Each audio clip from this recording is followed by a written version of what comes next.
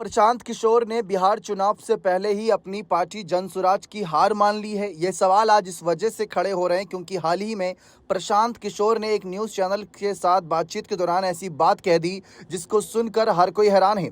आप देख रहे हैं नेक्स्ट 9 न्यूज़ पॉलिटिकल बाइट में हूं आपके साथ दीपक गुप्ता। पूरी खबर यह है कि प्रशांत किशोर ने बिहार विधानसभा चुनाव 2025 से पहले एक बड़ा बयान दिया। उन्होंने कहा कि बिहार में बदलाव तो होगा लेकिन ये जरूरी नहीं कि उनकी पार्टी जनसुराज ही जीते।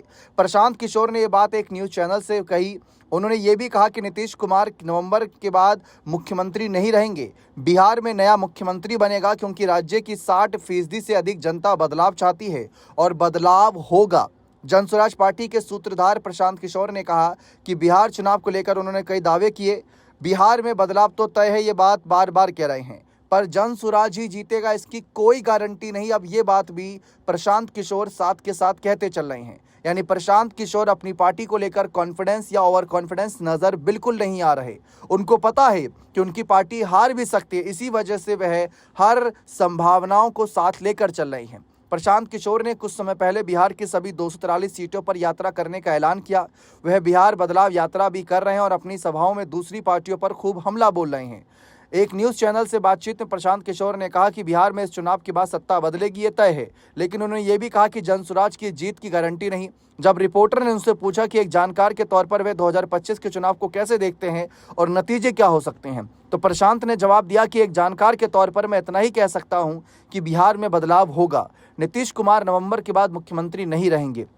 बिहार में नया मुख्यमंत्री होगा क्योंकि बिहार में बदलाव के लिए 60% से ज़्यादा जनता तैयार नजर आ रही है।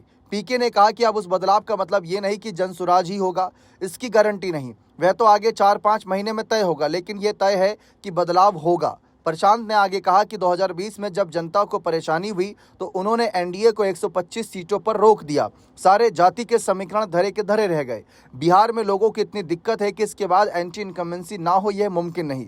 इसका असर यह होगा कि बिहार में नया मुख्यमंत्री बनेगा, कौन बनेगा इस पर बहस हो सकती है। आपको बता दें कि प्रशांत किशोर से यह भी पूछा गया है कि क्या आप मुख्यमंत्री बनना चाहते हैं, तो उन्होंने कहा कि मुख्यमंत्री ऐसे सपने मैं नहीं देख रहा, ये बहुत छोटा सपना है। मेरा सपना है बिहार को एक ऐसी ऊंचाइयों पर लेकर जाना, एक ऐसा बदलाव रखना जिससे भविष्य उज्जवल रहे बिहार के वासियों का, उनके बच्चों का। तो ये बात कहीं ना कहीं प्रशांत किशोर के द्वारा रखी गई। क्या आप प्रशांत की बात से सहमति जताते हैं? क्या आपको भी लगता है कि बिहार में बदलाव होगा, लेकिन किसके नेतृत्व में होगा ये नहीं अता पता? अपने राय कमेंट सेक्शन में अवश्य रखिएगा। बहुत बहुत शुक्रिया।